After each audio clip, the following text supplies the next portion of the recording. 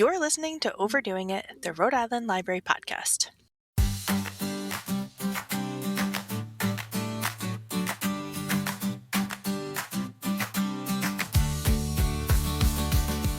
Hello, and welcome to another episode of Overdoing It, where our team of library workers dish about their latest reads, views, and passions alongside fascinating conversations with local luminaries.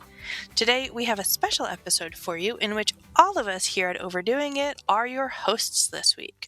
So I am Emily Goodman, the Adult Services Coordinator at the Office of Library and Information Services. My pronouns are she, her. I'm Dave Bartos. I'm the Coordinator of Adult Services at the Cranston Public Library, and my pronouns are he, him. And I'm Lauren Walker, Director of the Coventry Public Library, and my pronouns are she, her. Cool. So a little bit later, we're all going to tell you about our favorite things from our childhoods, including our books, movies, games, and snacks and treats. But before we get into that, let's talk about, like we always do, what have you been reading recently? I'll start. I just finished for my book club, Best of Friends by Camilla Shamsi. I'm sure I'm butchering the name, but it was a really good book about two friends who grow up in Karachi, Pakistan. And they are like best friends, but two totally different people. And it kind of goes over an event that occurred when they were young, and then it cuts to them older, and you can see how that event kind of affected both of them. But they're still best friends, but they're in very different, pretty much opposite careers, actually. And it is just about their relationship with each other. And I really liked it because it reminded me a lot of my closest friendship. And the two girls there's one who's like more outgoing and more popular with the boys, and then one who's more shy. And I bet you can guess which one I was. I was a shy one. But yeah, I found it really relatable, and also, obviously I'm not from Pakistan, so also very interesting to learn about the history of that country, because I didn't know much about it before reading this book. So yeah, I thought it was really good. How about you guys? Yeah, I've been having a rough time finding a book to catch me. So I will say, I think I'm going to save us all talking about Happy Land for future episodes, talking about the Reading Across Rhode Island book. That book has ruined every other book to come after it so far for the past couple of weeks, where it was just so good, and nothing else is kind of, hitting with me at the moment. I do currently have, my child is 14, and he's been telling me to read the Tamara Pierce books. And so I have in my backpack right now the first book, Alana, The First Adventure. And I think I'm definitely going to like that. That's definitely in the realm of like the fantasy that I enjoy in a long series that's all set in the universe. So kind of like looking forward to diving into those books and then talking about them with my child, which would be really enjoyable. Reverse book group. I love that. Does your child ever read a book that you've suggested to them? Oh yeah. He definitely has. He's actually one for one, and I feel like this came up in my episode with Kate Shapira, because everything's connected. We talked about Tamara Pierce and Terry Pratchett, and so I was kind of like, well, I'll read this. You should read Guards. You should just start there. Start with Guards, and see what he does. So yeah, it's a lot of fun. I never wanted to be that kind of parent that's like, you must like the nerd things that I like, but rather, see what things that they like. But it was really enjoyable to have a moment where we were chatting and just like geeking out about our respective books. And then he's like, you should read Alana. And I was like, well, you should read Terry Pratchett. And, it's kind of like, okay. Like, well, okay. So really enjoyable. That's Awesome. Yeah. I have been listening to The Future by Naomi Alderman, maybe a familiar name for people who have read The Power, which was phenomenal and I loved it so much. And this book is equally as good. For listeners, Dave has made a face at me, which now makes me think that maybe Dave was the person who suggested this book to me It's in because our a couple. spreadsheet. Okay. We have a spreadsheet of books that we suggest to each other. It's phenomenal. It's this converging. So, Dave, if I do a bad job describing it, you can help me You describe won't do it. a bad I'm only job halfway describing through it, it at this Emily. point, but it's multiple perspectives. It's set in a world very similar to our world now. Like, I don't know that I would say it's in the future, except that these things haven't happened. But it feels very current. And then I will describe how it is very current. Tech billionaires in this world have created a sort of a tools that will allow them to survive the end of days, and they believe that the end of days are coming. And there's sort of like a pivotal moment where things kind of go crazy, and they head to essentially their bunker in the middle of nowhere. In an effort to survive the end of the world. And all of the different characters at play are sharing their perspectives. There are some that have participated for many years on this survivalist, essentially like Reddit page or Discord, where they share survivalist tips. And one of them, who's very much involved in the tech world and building the equipment that's going to help people survive the end of the world, also grew up in this survivalist cult, and so brings that knowledge. It was like a very Christian evangelical cult, based on survivalism in like the Pacific Northwest. And so lots of converging perspectives and backgrounds to all eventually. I mean, I think that there is going to be a stage at which the world does implode, and we'll see who survives and how they do that. Again, I'm only halfway through, so I'm seeing how these characters are interplaying with each other, but not quite who the quote unquote good guys are yet.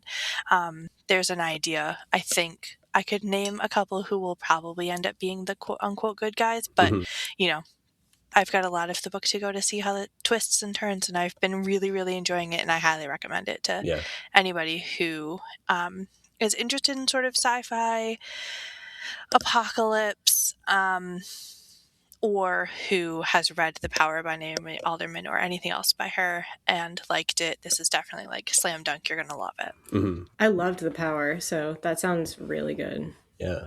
The only two things I would add to that is it's such a phenomenal, like 4-page takedown of the concept of generative AI, that, you know, she just completely disassembles the idea that you can trust this to think in any way, shape, or form, because it's just a predictive machine. And it's like, what is the most likely thing to come next? And that has really stuck with me, particularly as the idea of large language models has just become this giant marketing term. And then there's also there's a like, will they, won't they kiss? And it's like, if these two people don't kiss by the end of the book, I'm going to throw it across the room. And I won't give anything away except to say you wouldn't be disappointed. So, but yeah, I really liked that book. So enjoy the rest of it. Good. I expect to. I just put it on my Goodreads list and my Storygraph list because I currently am using both of them until I determine which one I like more. There you go. Excellent. We should put you on the spreadsheet too. Oh yeah. I mean, there's a lot of books on my to read list, but I would love to add even more books to my to read lists. Yes. Until one of my book logging apps gets the rose and is my chosen book logging app. What is the point at which you think you're going to have a choice? Like, is there a marker that you think you'll feel, or a thing that you're hoping to figure out about each of them to decide who gets the rose?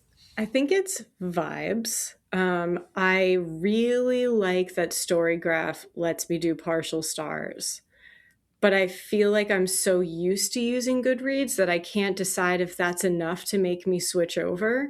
So I didn't want to like stop using my Goodreads list and then have to catch it up if I decide to go back to it. So that's why I'm using both of them right now to see if I feel like Storygraph's just fine. I'm sure it is just fine, but it's a tough transition for me to make, guys, and I'm really appreciating your support in this. Absolutely. All right, so what are you both watching, or what have you watched recently that you loved? I guess I'll go first again. Yeah, sure. Well, I have been watching a couple of Apple TV shows because we got the Black Friday deal on Apple TV, Nice. which expires at the end of this month. So we will Okay. not be continuing our subscription because I'm very thrifty. So I've been watching Shrinking Yes. and The Studio, Mhm. both of which are very good and I can highly recommend. Shrinking is about a group of therapists. They all work together, and the main character is played by Jason Segel, and his wife passed away, and this is like kind of picking up a year after that, and he's kind of picking up the pieces of his life, and then his friends who are the other therapists are also, they have their own things going on in their lives, and he has a really intrusive but well-meaning neighbor next door. So it's really funny, and then also like there are sad moments that are just like so sad, and it'll be like a really fun episode, and then it'll hit you with the sad right at the end, and you're like, God, now I gotta go to the next episode to see it get happy again. Right. So that's how they hooked me. And then The Studio is about Seth Rogen. He plays a producer who ends up becoming the head of a studio, and he is discovering that he can't do any of the fun things he used to do when he was just a producer. And I find it very relatable as a library director. And, I used to do adult programming, and I used to do more fun activities and make cool flyers and stuff, and so I was like, yeah, I get it. Sometimes you see your coworkers doing the fun things you used to do, and you're just like, oh, I guess I'll just pay the bills or something. But yeah, so it's really good. And then for anyone who is into like movies, there's a lot of like behind the scenes stuff that would be enjoyable for people to see. So those are the two things I've been really watching. Cool. Have you been watching that with your spouse, and do they feel like it is accurate to the movie making process? I have not, because I've been waiting for Nate to watch it with me, and he hasn't. So the other day I was like, guess what? I'm going to watch The Studio without you. And he was like, all right, that's fine. And so I watched the whole first season without him, and I was like, I'll watch it again with you. It was really good. But from what I know of the industry through him, it does seem accurate. Yeah. Yeah. He just gets on kicks sometimes. So he's on a Spider-Man kick right now. We also rewatched the Tobey Maguire Spider-Man trilogy. And so I really liked rewatching them, and I'd never seen the third one, which is not that good. I was gonna ask, how did that? Yeah, I remember that not being that good. Was it actually not that good? It was very not good, but it was. They did kind too of many hilariously things not good. Yeah. So when Spider-Man gets emo and he has like the bangs and the eyeliner, that was like, that's not comics inaccurate is the worst part. But yeah, Black Suit Spider-Man is an interesting phase. They just tried to do too many things in that movie. It was like, we're gonna do Return of the Green Goblin, and it's like, oh well, you got to do Venom. Like that's important. Like that's a whole movie on its own. Like as they showed with there were 3 Venom movies, like that's a whole movie on its own. And they don't really explain what it is either. Like I had to ask Nate, and he explained it to me, but without Nate being there, I would have been like, what is happening? What is that thing that's taking over? It's apparently it's from the moon. Yeah. I mean, in that movie it is. Yes. Oh, anyways, it's fine. It's fine. It's fine. I don't have to do it.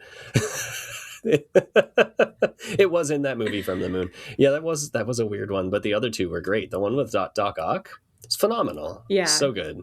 Yeah, really good. So yeah, that was more than I planned to even talk about watching, but I love it. That was my little sidetrack. Yeah. I feel like I have the opposite experience with you, Lauren, because I just got access to Apple TV. And so I recently just started, I have watched one episode, so I don't think I can say that I'm watching it, of Ted Lasso that everybody has talked Oh, about for so years and good. years and has told me I need to watch it. And I was like, well, I don't have Apple TV.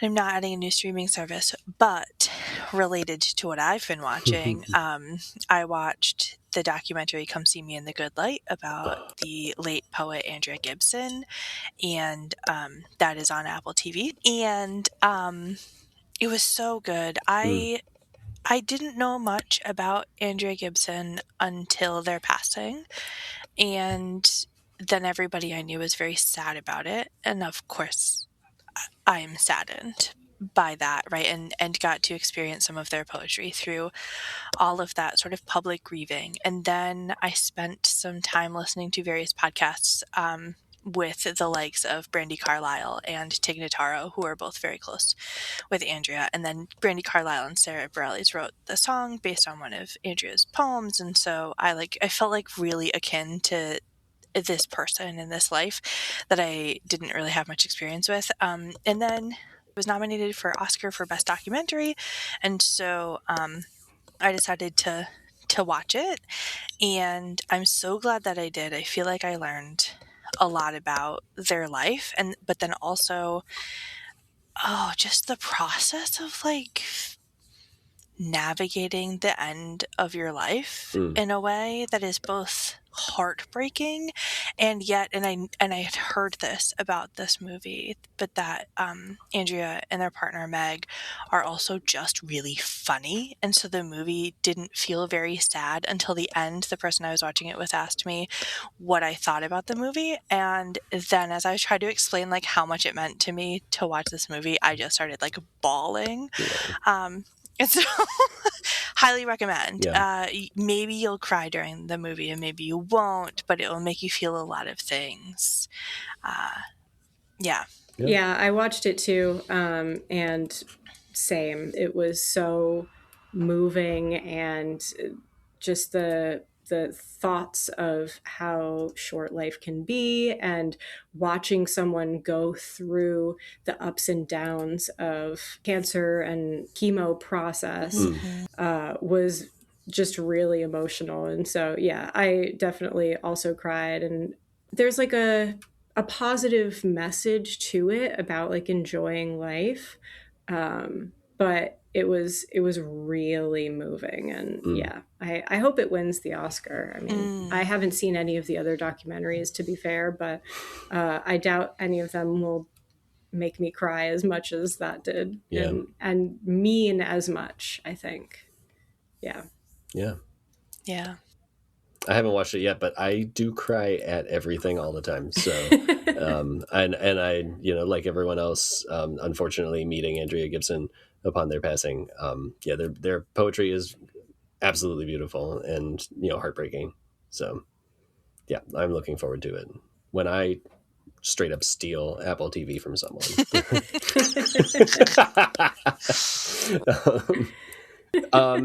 I started an anime recently called Free Ren. And the premise of that is it's sort of set in a D&D fantasy world. So it's D&D fantasy-ish adjacent. And there's this adventuring party who returns after 10 years of a campaign to defeat the Demon King and save the kingdom. That is the very beginning of the show. They've celebrated this. They are welcomed into the city as heroes. There's a huge party in their honor. And it's on the night of a meteor shower that happens every 50 years. And it's two humans, a dwarf, and an elf. And what it gets into is the elf has a very long lifespan compared to everyone else. And so she is just like, well, I know a better place to watch this, but I'll come to the next one and we'll go check it out there. And the humans are like, the next one. It's going to be like 50 years from now. We're going to be so old. And she's like, okay, well, bye. And then like leaves to go discover magic and adventure, and then returns in 50 years. This is, again, it's like the first 10 minutes of the show. Comes back and they are all much older. And she's like, okay, well, we have a week walk to get to where I want to watch this meteor shower. and goes on this adventure, and then one of the heroes dies, and she is struck with, I barely knew him, just kind of like this idea of, human lives are so short, but you put so much meaning into them, and I feel like I don't understand anything at all. And so while she has been adventuring to discover the secrets of magic, it's kind of now she is staying and discovering the secrets of humanity. And then each episode from then on is like 1 year of what's happened. So it's 50 years span, and then immediately slows down. And, as she spends time with these people, and their like next generation essentially, and, finds that meaning in that. And so it's, speaking of things that make me cry, like that first episode made me cry 2 separate times, and then the second episode at least once, because it's just like perfectly paced as far as being entertaining and fun to watch, and also funny. Like, I love the way that anime balances the funny, lighthearted with the heavy, just like life. And so it feels so natural. It's like, yeah, something's funny, and then it's, heartbreaking, and that's just how it works. So really, really gorgeous. Very cool. Yeah. It sounds like a very Dave show. Yeah. Right? It's a fantasy that makes you think about the nature of humanity. Yes. I feel like a lot of the things that you're reading and watching and recommending fall into that category. Yeah. I do have a thing, so. It's not a bad thing to have. It's not a bad thing, yeah. Yeah. And then my kids and I watch Nimona on Netflix, which is a delight. N.D. Stevenson and his webcomic turned graphic novel of a shapeshifter named Nimona, who is both more than and exactly what she seems. She's not a boy, she's not a girl, she's Nimona. She's not a monster, she's Nimona. And the friendship that blossoms between her and the villain of the show, the villain of the movie, rather, and how the police state that is keeping, in scare quotes, keeping the kingdom safe, is actually not allowing people to just be themselves and, accept people as who they are. So that was a good one. It's fun to watch with my kids. I've never seen that, but it sounds good. Yeah, I've seen the graphic novel. Yes. But I haven't read it. But now I really want to, and then I want to watch the movie. What's fun is that the graphic novel kind of started as a webcomic, and it literally starts out as like a gag comic strip, essentially. It's like, wouldn't it be funny if like this, villain has somebody who wants to be his sidekick, but he doesn't want a sidekick. And then shenanigans ensue. And then as the webcomic progressed, it sort of developed this story that when the movie was made, they just made it all that story of like what it means to accept someone as they are in their messy times and their good times, and what it means to kind of have that relationship and not just expect them to conform to what is expected of them. And again, I guess just going back to my type, it's really beautiful and also really funny. A lot of good quotes that you can say with kids on car rides. If you happen to have kids to watch it with and say on car rides. I'm now on the website of the webcomic / original creator, and it says to support their other work, including She-Ra and the Princess of Power on Netflix, which I've watched and is so good. Yep. So now I'm even more convinced. Yes.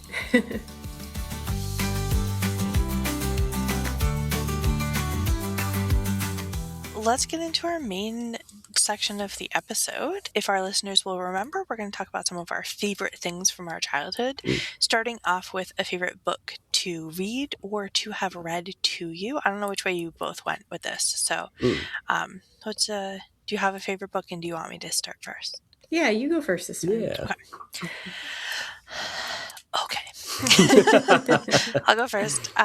So I was thinking about this, and there are obviously like a lot of books that have been really meaningful to me in my life, but one that sticks out to me and that I think about partly because I can see it all the time when I visit my parents is this picture book called Emily.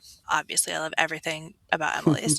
So when I was like, I don't know, 10 or so, I want to say, my grandmother gifted me this book. I thought partly because it was my name. And then also it is a story centered on Emily Dickinson.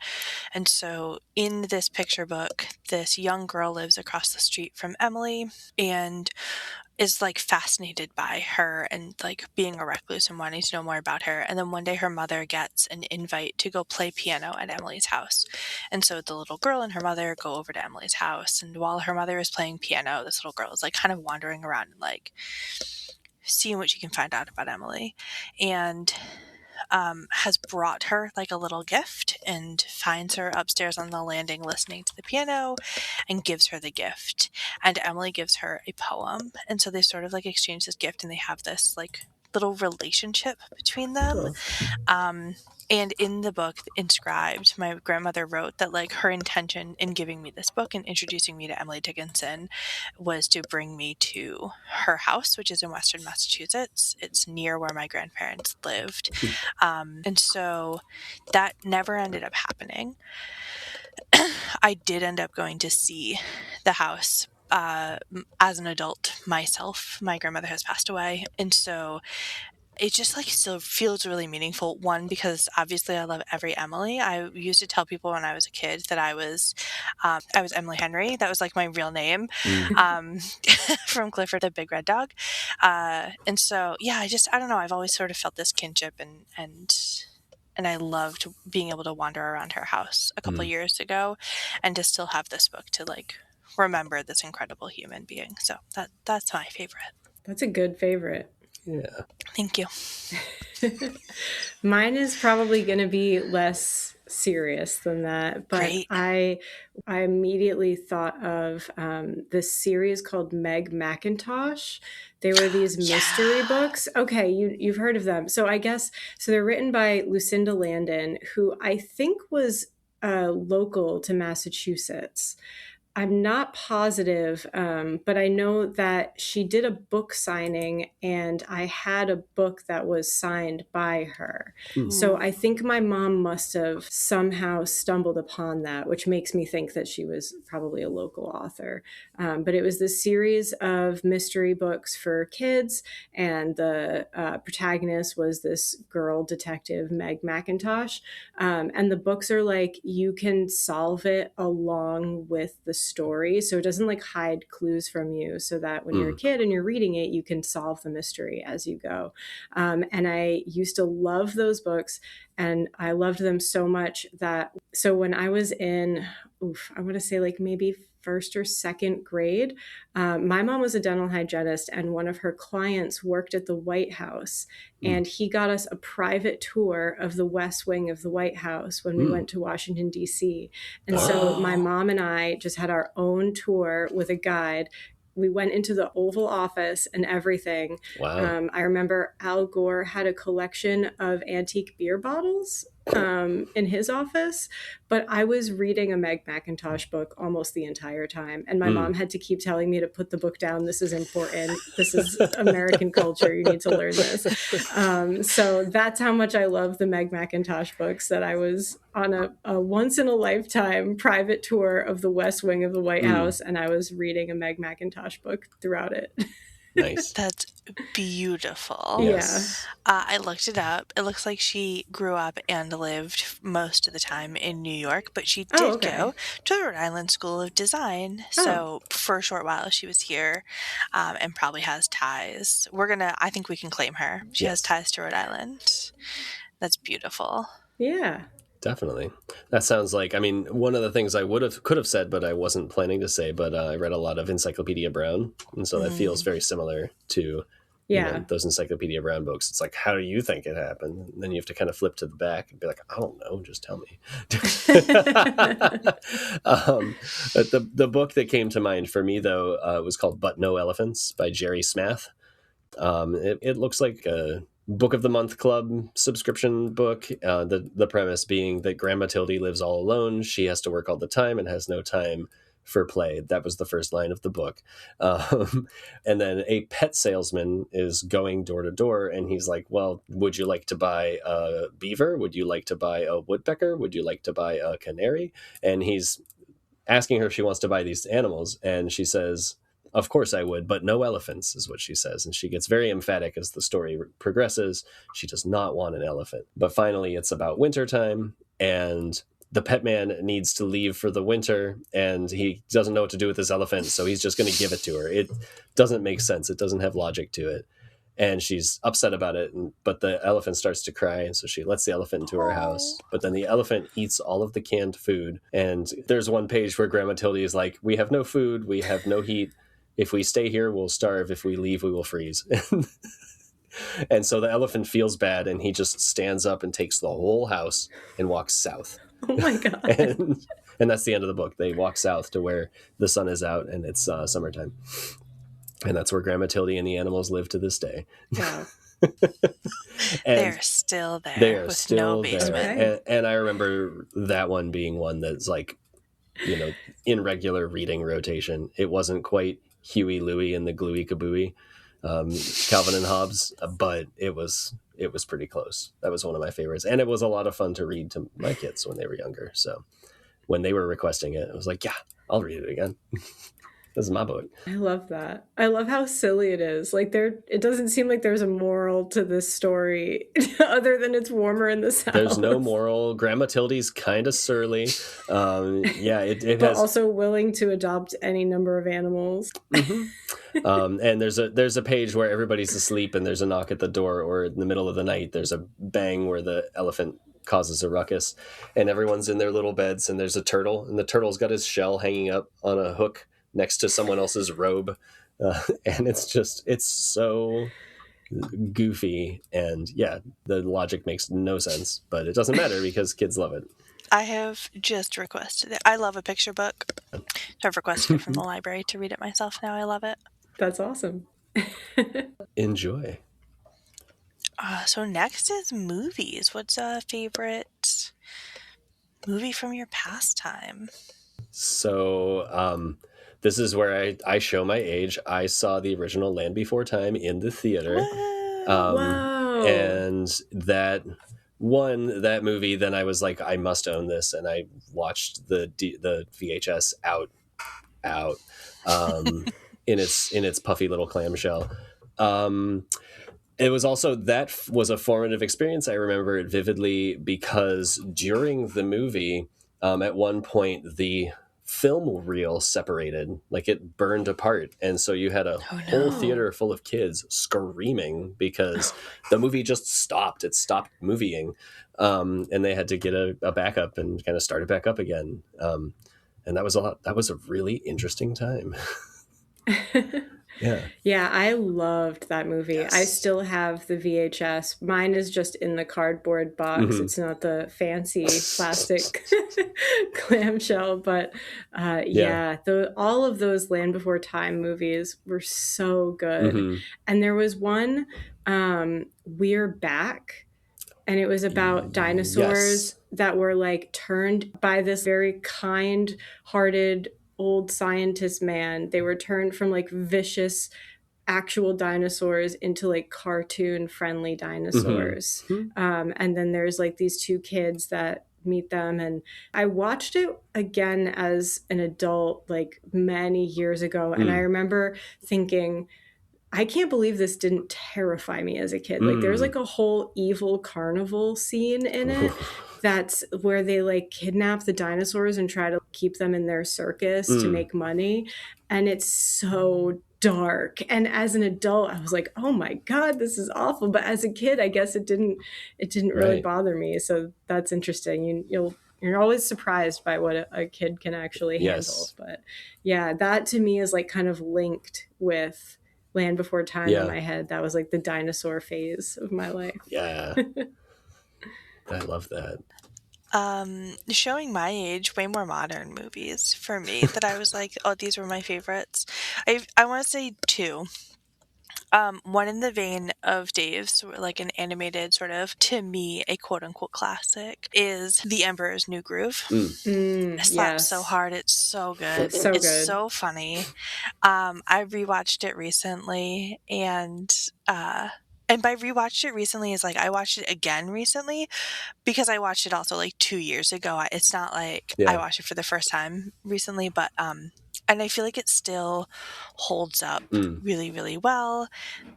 Are there some problematic things? Probably, but not like big enough to make me be like, I can't watch this anymore. Yeah. So good. I watched it so many times. And then the other movie that I watched so many times, and partly because it was with the same friend of mine that we both were obsessed with both of these movies, that I was like, I can't separate these two, which is one that I used to, when I was younger, always start with a caveat that it was like my guilty pleasure, but it was never guilty. I love this movie so much. And I now fully champion it for what it is Legally Blonde. Nice. So where I think that The Emperor's New Groove didn't really ever get its like big moment in the sun, Legally Blonde got, right? Like the sequel and the musical or whatever else. But again, funny upend systems, the way that, you know, it deals with what we expect about gender and personal presentation. And I have this note here that I was thinking when I was thinking about this movie, that I think that if Elle Woods were alive and well and on TikTok today, that she would really have a good time with the sound clip, How Hard Can It Be? Boys Do It. And for that reason, I still love Legally Blonde. Thank you. Yeah, that one. That one is definitely a classic. Yeah. You mentioning Legally Blonde made me think of Ace Ventura, which was probably somewhere in the late middle school, early high school years that my best friend's dad let us watch, and we just watched that movie so many times, for sure. I actually, the other night, I was like looking for something to put on to fall asleep to, and I was like, I don't know what to watch. I'm getting such fatigue of like trying to find something to put on. And then there was Ace Ventura, When Nature Calls, and I was like, yes, I know that I will enjoy watching this. And I mean, I fell asleep after like the first like 15 minutes, but the first 15 minutes for sure held up, and is just so goofy and slapstick. And like, if this was a real person, it would be so obnoxious. Like, every single thing that they do has a punchline to it. It's just like, oh my God. But at the same time, watching it is like, it's amazing. It's amazing. Yeah. So yeah, that was a classic for me. And then I also think of the Disney Channel original movies, DComs, if you will. Yes, I will. One that we continue to watch every year is The Luck of the Irish. We watch that on St. Patrick's Day because it's the only St. Patrick's Day movie. And it's so absurd in the best way. And so Nate and I just love to watch it while we eat our shepherd's pie on St. Patrick's Day. And laugh about the same things every time. Beautiful. You know, it's like, how are you developing an accent out of nowhere? Like, that doesn't make any sense. Physical changes includes an accent somehow. And it's all fantastic. So yeah. I think thinking of a later movie for me that I think about in connection with my dad. And the reason I brought it up or thought about it is someone literally asked for the Blues Brothers the first thing that I came into the library today. He was like, you've got to make this movie your personality, was his thing. And so me and my sibling, Michelle, we did. He successfully made that movie our personality. And I think it is the best possible choice for a movie from the 80s as far as like how it aged. Pretty well. I've grown to appreciate especially how the Blues Brothers as a thing always was like such a, we are fans of these original artists, and we are going to pay homage to these original artists. And so like in the live albums, they're always saying, you know, who the original artists of the songs are. And then in the movie, it is like the amount of times that the movie stars just step back and let the artists be the stars on the screen is just, it's a really beautiful thing. And that music is the soundtrack of my childhood for sure. And, you know, like watching my dad sing Rubber Biscuit is, the highlight of my life for sure. That's a good staple movie. I've actually never watched the Blues Brothers. No? Well, we'll have a Blues Brothers party. It's going to be amazing. Okay. There you go. I'll wear my Ray-Bans. Yes. All right. So our next favorite to share is our favorite game or activity. I feel like my childhood was, as far as games go, defined by The Sims. Yeah. That was a classic for me, for sure. And it was a computer game because my mom insisted that video games were bad for me, but computer games somehow were fine. That was fine. So I played The Sims on the computer. Nice. And mostly just built houses. And then there was also like money cheat codes, which came in handy when, as a child, I got tired of working so hard and getting up on time every morning for work. And so Yeah. I started using the money cheat codes. So if the world could give me a money cheat code now, that would be great. So that, we don't have to live life like it's The Sims. Right. Thankfully, I've never worked so hard and slept so little that I just came home and fell asleep while eating in the kitchen. That's something that my Sims definitely used to do all the time. Yes. Yeah, I remember The Sims was a lot of fun. For me, it was the original Nintendo Entertainment System and Mario 3 specifically, Super Mario Brothers 3. Kids in my life now pronounce it Super Mario Bros. And it really irritates me because it's obviously Super Mario Brothers. Like Bros is a shortened form of the word brothers. You don't say Warner Bros. Nobody says Warner Bros. It's Warner Brothers. No. It's the Super Mario Brothers. I once spent a week at my grandmother's house and I insisted that I had to bring the Nintendo along with me. And I insisted that I couldn't turn it off because I couldn't save my game. So I had to pause it and then come back to it after meals or when I woke up. And my grandmother was like, that thing is never coming into my house ever again. I wouldn't have messed with my grandmother, but I did regularly. As grandkids do. Yes. Yeah, she had a lot of patience for me. So yeah, it was definitely Super Mario Brothers and just sort of like what's new on the Nintendo and, the arcane superstitious tricks to get it to work. You got to blow on the cartridge this many times and you got to like turn around in a circle and then press the button. It worked. I don't know what to say, but that was a lot of fun. I would like to point out that the Super Mario Brothers hats, the brims are facing forward. So that's how you know that they're not bros. That's how you know that if they're their not bros. hats were backwards, then it would be Super Mario Bros. That's perfect. And so this is how we know. And the Warner Brothers hats probably had brims all the way around. Yeah. So same thing. Yeah. You can't do a backwards. Yeah. I guess you could do a backwards fedora, but right. You'd look silly. Yeah, you would look silly. And you wouldn't be a bro either way. Right. Either way you would not. No. Yeah, and then so now I play like the Mario games with my kids, and they're like, "How are you so good at this?" And I'm just kind of like, literally, I've memorized when I need to press the buttons. Like I just know how to do this. I don't know what to tell you. I can't teach you. I can't teach you these skills. You just have to gain them. So silly. Through many hours. Through way too many hours. Yeah. I like that you both went sort of digital. Right. I went analog on this please. one. I have plenty of video games and computer games that I loved as a kid, but the thing that I thought of, and I will tell people to this day, my favorite game is brought to you by my great aunt Clara. May she rest in peace. Parcheesi. Ooh. Lesser known game, far superior to Sorry, even though I think that Sorry saw Parcheesi and was like, I'm going to do that, but different. They did it wrong. I absolutely love it. It was the first game where I knew the rules. Like, I knew without even checking the box, like how you got points, what you got points for, what you could do on the board and what you couldn't do. I think it also really informed my current day outlook on board games, where I really like a game that is based both on strategy and luck. So you can only be so good without the luck component, and I think it sort of keeps it fun and fair for all players to participate in.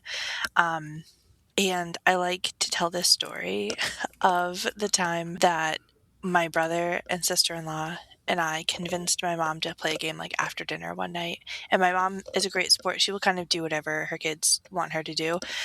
We were all basically adults. I was late high school, and my brother and sister-in-law were college age. And we were like, let's play Parcheesi. And she was like, I don't really like playing games. I'm tired, whatever. It's like 8 o'clock at night. And we're like, no, well, just real quick, just play with us. It's not as good with 3 people as it is with 4. That's a hard fact. I feel like you got to play with 2 or 4, and 4 is the best way to play Parcheesi, if you want my personal and professional opinion on this game. And so she's like, okay, fine, I'll play just like one game with you guys. And we're like, great, thanks so much. And then that game took 3 hours to play. It was approaching midnight, and my mom was like falling asleep at the table because we're all so cutthroat at it. We just kept sending everybody back to their home spaces, and I think about that fondly all the time. And I hope one day I will get another aggressively long game of Parcheesi. Nice. That's awesome. Yeah. So is that like Trouble also? Are Sorry and Trouble Sorry and Trouble are very similar? related. Trouble has the Pop-O-Matic, but Yes. Yeah, essentially, right? Yeah. Your pieces start at a home base. They have to be let out of that home base, and then you go and then around. they travel around to the board trying to get to proper home. Yeah. I guess that's like start and home. Yeah. Yes. We love Trouble in our house, so I feel like we would like Parcheesi for sure. Let me tell you, you would love Parcheesi. Yeah. All right, I'm gonna stop after work and pick it up. Yeah. Sounds like it's an emergency, an essential. Parcheesi emergency. But you can play it with 2 people, you said? You can play it with 2, yeah. Okay. I just think, so part of the thing is sort of blocking people. Oh, God, nobody's going to want the nerd board game aspect of this episode. False. But part of it is sort of blocking and capturing people before they can get, to the like lead up to the home on your part of the board is a safe zone. So you want to try to like get people to get back to their start. When you play with 2 people, you're across the board from each other. So there's a lot more of the board that you travel by yourself to start before you can interact with each other. Right. And I think it's just like at that point you're halfway done. So when you're playing with 4 people at every part of the game, there's sort of a combination of people who are gunning for the same spaces. That makes sense. Yeah. So, something that I have thought about doing, you can cut this out. This is an aggressive, nerdy thing to say. At the end of this episode, I'm going to include a compilation of every time you say this. You can cut this out. Cut this out. And then you're going to leave it all in anyway. Yeah. No, I have considered if I play it again with 2 people, trying to convince the other person to play 2 sides together. Like, so 2 and 2? So that we're filling all 4, filling all 4 of the spots. That's how you get your epic. Played only by 2 people. Yeah. And this is brought to you by the girl who used to play Monopoly by herself as a child because nobody wanted to play games with her. Oh. No, it's fine. My brother was 3 years older than me. He was like, I have better things to do than like play games with you. And I'm like, well, it's fine. Me and my imaginary friends will go play Monopoly. It's a terrible choice. Terrible choice. I mean, if it makes you feel any better, I was an only child and I had a bunch of board games. I'm pretty sure I played them by myself a lot of the time. Like I obviously had friends over sometimes and went over their houses and stuff, but I'm pretty sure I've played Monopoly Junior at least once or twice by myself. And it's more of just interacting with the game board and pieces and what obviously isn't a competition. So it's like maybe not the way you play. I lost to my imaginary friends and be like, I don't understand. Nice. That's such interesting ethics that you like ensured as a child that like, yes, I'm playing by myself, but don't worry, I'm not always going to win. This is fair. To my own detriment. Yep. I love it. Very good. All right, our last favorite on the list is a favorite treat, whether that is something store-bought that you wanted, like your parents to buy for you, something that you got for a special treat, like on a birthday or holiday that was like the thing you always looked forward to. we would go to Handel's Ice Cream, which was in kind of the south side of Youngstown where I grew up. And that is, if you ever find yourself in Youngstown, Ohio, you've got to go to Handel's Ice Cream. It's the best ice cream in the world. And do they make it themselves? They do. Yeah. Great. And they've got other locations. The original one is obviously always the best one to go to, and that's the one we went to because it was the closest to where we grew up. So going to Handel's Ice Cream was always like, you could wear the parents down. We had a trick to get our parents to want to go to get ice cream, and now I don't remember how it went, but it was kind of like we would trick them into like, well, we need to go get ice cream. And it worked because they probably wanted to get ice cream too. That's something I remember fondly. I would say the thing now that I do in my childhood that takes me back there and like that nostalgia hit is I made pizzelles. So my dad would always make pizzelles every holiday. And I don't know why. We were Slovak. We were not Italian at all. But he had a pizzelle maker that was my grandmother's pizzelle maker and would just make like 6 dozen. It was like, this is what I'm doing today. I'm going to make 6 dozen pizzelle. And definitely brought me back doing that. It's just like, oh yeah, that's what pizzelles taste like. I should put them all in a like a weird tub, just like stacked in a weird tub of something that was not probably even a food tub. You know, it's just like, well, this plastic tub works. It's like how all my Lego were in cat food tubs or no, even worse, cat litter tubs. Perfect. Like they were empty and washed out, but the principle of the thing is like, it's a perfectly good tub. I'm like, yeah, yes. That is honestly a good sized tub. It is a good sized tub to keep your Legos in. Yeah, it's fine. So yeah, making the pizzelles is just kind of like, oh, this is just my childhood. And I took a picture, I sent it to my sibling, and they were like, yeah, I can smell this picture. Right. Aww. Yeah. To go off of like grandmother's cooking equipment. My meme always used to make us a pineapple upside down cake on our birthdays. And so every year, I'm not sure when I restarted the tradition because there was like probably a gap. I don't know, maybe it was just when I was in college, but I feel like there was a while when I hadn't had pineapple upside down cake for a long time. And then my mom, she would make me a pineapple upside down cake just because she was visiting or for whatever reason.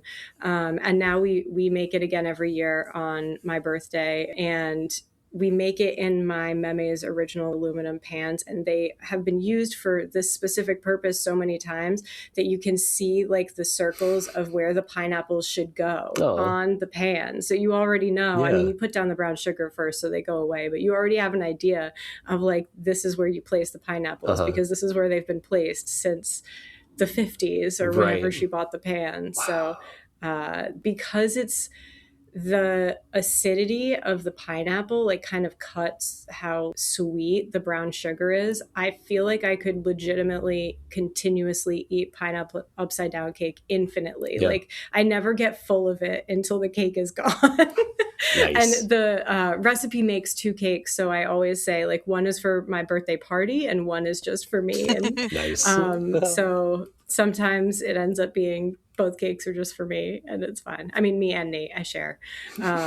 But yeah. And then the other thing that I think of is yodels, like Swiss rolls. Oh yeah. That was like my go-to lunchbox snack.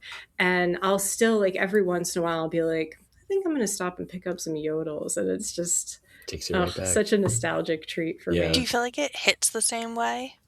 I do. Yeah. Yeah. I used to really like, this is so weird, but like at the bottom of the yodel on like the corners, it is like thicker chocolate. Yep. And as a kid, I used to break off the thicker chocolate first and eat that as like, I'm just eating some chocolate. You did the same thing? Although it was, for me, it was Swiss cake rolls. That was the one that we purchased. But yes, but otherwise identical. It's got the roll and you just got like the little bit of, you could pull this little bit of chocolate off and just have a little chocolate treat before you jump in. Yep. Exactly.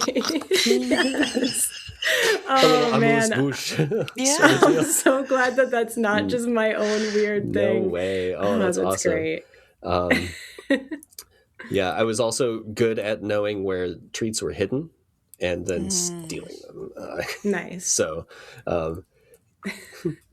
there would be freezer Twinkies. That was a parent like hidden treasure, and I'd be like, oh, I know where the freezer Twinkies are. They're in the freezer. And the trick of knowing how much to, because like I was not a steal the like alcohol in the house kid, but I was 100% like the treats. It was like, how much can I take where they won't notice that there's no treats? Yeah. They probably always noticed. Yeah. If they're keeping Twinkies in the freezer, I think they care enough about the quality of their treats. Right. That they probably. Right. I would notice I notice when Nate is eating the things that I bought that I thought were just for me, because I'm an only child. And in my head, sometimes I'm like, I'm buying myself this treat. And then all of a sudden there's more gone than I thought. And I'm like, hey, just so you know, hey, wait a minute. Please leave me the last one of those, or I'm going to be upset about it, which is so stupid because It's not stupid. An adult woman. Don't eat all my yodels, please. Yes. When I want to say I was a teenager at this point, ice cream cake was like my favorite thing ever. And my mom bought me an ice cream cake for my birthday. It was one of the very small ones. I may have told this story already. I feel like I tell this story a lot. And then my brother ate like half of it. No. We had like a little bit of it, whatever, for dinner, and then like the rest of it was supposed to be mine.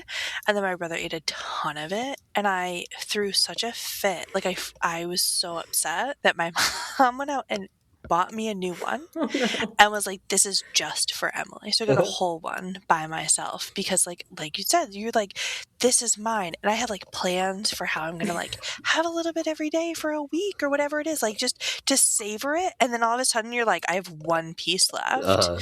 But this was my birthday cake. Get out of here.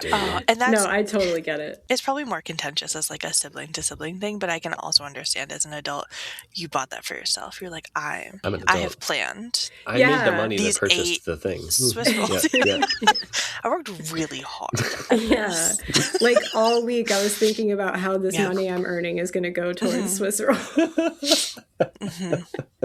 No, it's funny though. Like I have this idea of like, I am planning to eat this food. And even though it's an entire box of yodels, like I can for sure not have to eat all of them.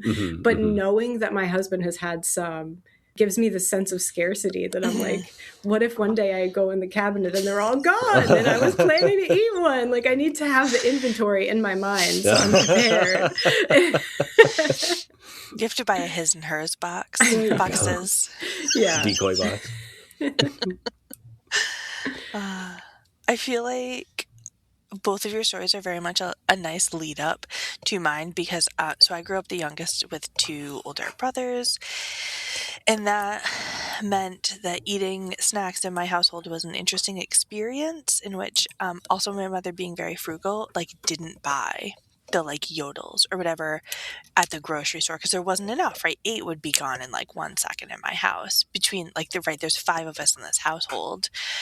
Those are gone in an afternoon. And so if they couldn't buy them at BJ's in like a BJ size box, we didn't really get them. And I specifically even remember one weekend, my brother and I pressured her enough to buy the box of Gushers at BJ's. And she was like, these are for lunches. And we were like, yeah, totally. These are for lunches. And by the end of Sunday evening, there were no Gushers left to be out of that box. Nice. And she's like, I'm never doing this again. And so in that vein, right, we didn't really do the Little Debbies, but when I was a teenager, again, I guess I just went real teenager on these memories. My friend and I would go to the movies, and we would go to the dollar store that was like in the same plaza as the movie theater and stock up on like your movie snacks, right? And I would always get the oatmeal patties, the oatmeal sandwich things. So good. I love them so much.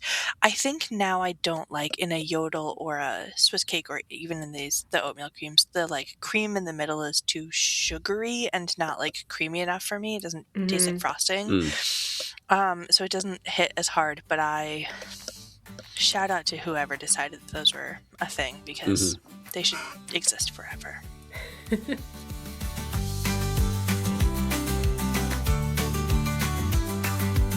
With that, I think we can move to our last segment of the show called The Last Chapter, where we talk about a library or bookish related question. And I thought we should all talk about our favorite thing about going to the library as a kid or teen, or even just like a favorite memory from the library being a young person. My first vivid memory of the library was I worked during my study hall period in 6th grade at the middle school library because my favorite teacher from 5th grade went to be the librarian in 6th grade. And she was like, finally, I'm back in the library. Social studies was not for me. Library is for me. And so I was like, oh, I want to hang out with you. And too much to her chagrin, potentially. But I remember getting shown like, okay, you're going to come in, you're going to look at this cart and you're going to shelve books. And it's like, you're going to put them in order. She's like, and since you work here now, I can let you in on a secret. And she pointed over the door to the library. There was like an alphabet, like A through Z. And she's like, that's not there for the students. That's there for me because I need it. And she's like, and you can use that or you can sing the alphabet to yourself. And I do to this day when I need to figure out how to put things in order, sing the alphabet to myself. So yeah, I would say it was definitely that moment. And then in middle school, it was the first, they installed the computer system the first time. And so we all got to learn how to like look up books on computer. And the library computer was connected to the office computer. And I could create student accounts and there was no password. And so I created a bunch of fake students on the computer. And I assigned them homerooms and I sent them report cards. And I got banned. You got to live the play school dream in real life. And I got banned from computer. I was no longer allowed to use computer. And so that was also fun. And that's a story that goes in the column of Dave Bartos, The Same Forever.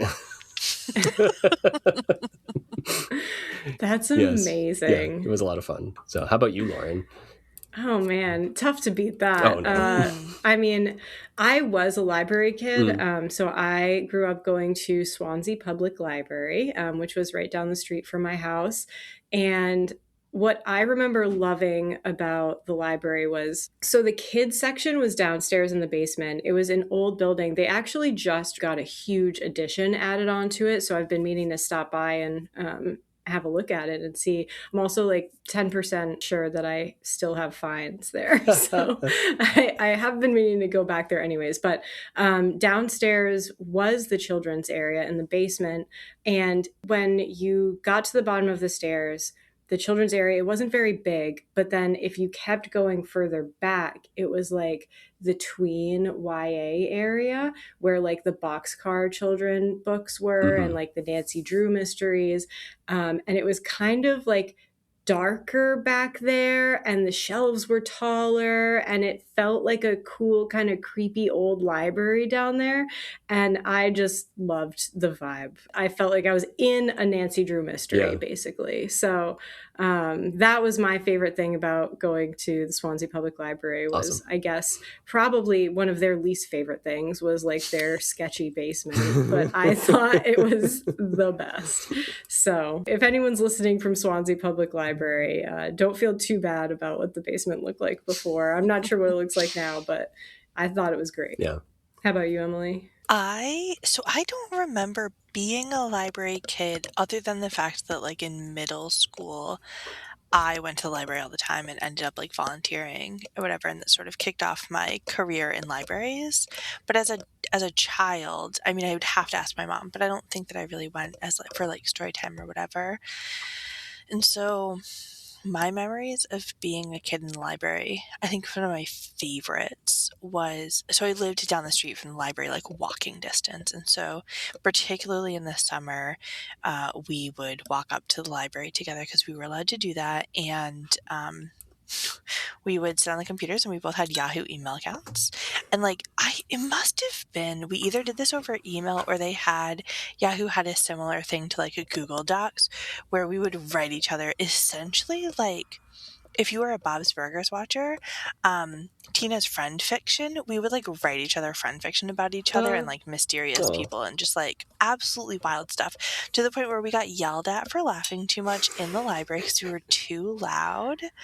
But we would so look forward to going to the library and writing up these like silly little stories for each other and emailing them to each other and like, you gotta read the one I just did. And it's just like, when I think about this, absolutely wholesome and beautiful for childhood, but also like it felt cool. We felt so cool Right. going to the library to use the computers and do this. That's awesome. That is awesome. That was the internet we could have had, and look at the internet they gave us. I know. I know. Somewhere there was a sweet spot where you could look up some information and actually find it. And we've gone beyond that now. Very much so. At least the world has librarians to be able to still find information on the internet and other places. So that's good. Yeah. That's my little PSA. Love it. All right. All right, well, that's our show. Thanks both for chatting with me about our favorite things, and thanks everyone for listening. If you would like to respond to the last chapter topic and tell us what your favorite memory of being in the library as a young user is, or reach out to the show in general, send us an email at overdoingitpod@gmail.com or find us on Instagram at overdoingitpod. If you enjoyed today's episode, please share it with a friend and rate and review us on Apple Podcasts or Spotify to help us reach more Rhode Islanders. Overdoing It is proud to be a resident partner of the Rhode Island Center for the Book and is brought to you by library staff and community members all around the Ocean State. The project has been funded in part by the Rhode Island Office of Library and Information Services. Thank you again for listening. This has been another episode of Overdoing It, the Rhode Island Library Podcast. We are overdoing it, but you're doing just fine.